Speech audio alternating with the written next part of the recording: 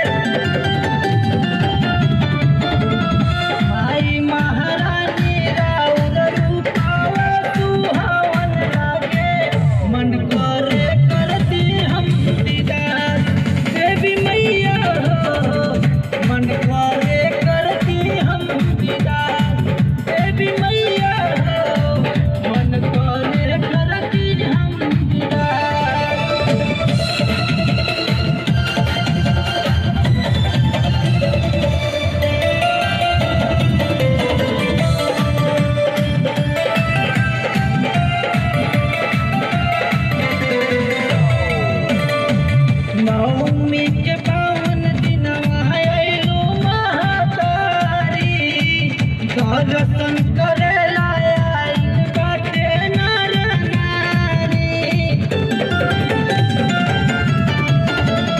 नवमी के पावन दिनवा आइलू महातारी।